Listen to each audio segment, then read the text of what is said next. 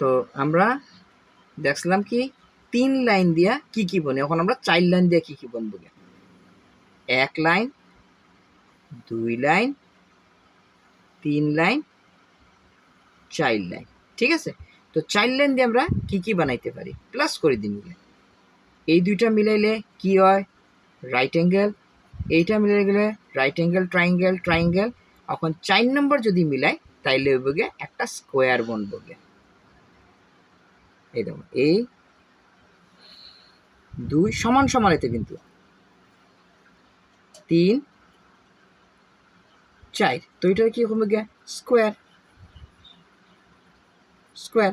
এখন এই স্কোয়ার রে আমরা জায়গাত রাখিয়া তার উপর দিকটা এই জায়গাটা যদি একটু পুশ করে দিই তাহলে এটা নাম চেঞ্জ হয়ে যাবে গিয়া, কিন্তু শেপ ঠিক রইবে গিয়া। এই দেখো, পুশ করলাম মানে এই জায়গাটা ধাক্কা দিলাম, তো এটারে কইলাম কি প্যারালালোগ্রাম।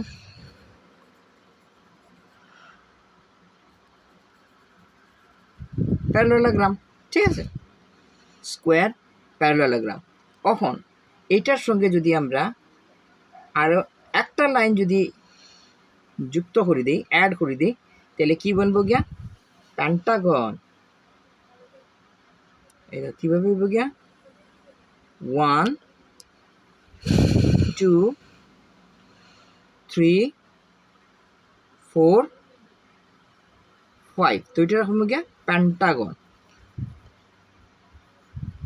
পেন্টাগন তার সঙ্গে আমরা যদি আরেকটা লাইন যুক্ত করে দিই তাহলে যাবে গিয়া হেক্সাগন। 1 2 3 হয়ে গেল না, 3টা।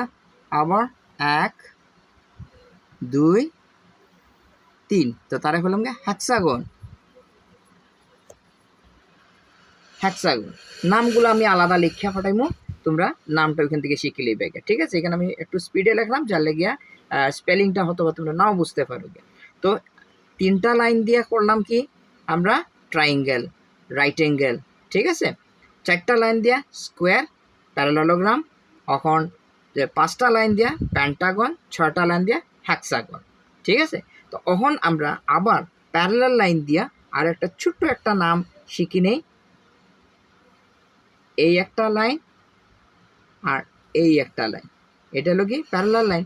এখন এইদিকে যদি আমরা এটারে ক্লোজ করে দিই তাহলে এটার নাম হইব গিয়া রেক্ট্যাঙ্গেল। রেক্ট্যাঙ্গেল, ঠিক আছে। তো এই যতটি আমরা লাইন দিয়ে শেপগুলো শিখছি, দেখো আমি আবার কইরাম, ড্রয়িং শিখতে হইলে এই সবগুলি নাম জানতে হইবে, তাইলে তোমার ড্রয়িংটা খুবই সহজ এবং সিম্পলভাবে উইব গিয়া। ঠিক আছে, তো ভিডিওটা ভালো করে দেখবাই আর নামটাই শিখবাই।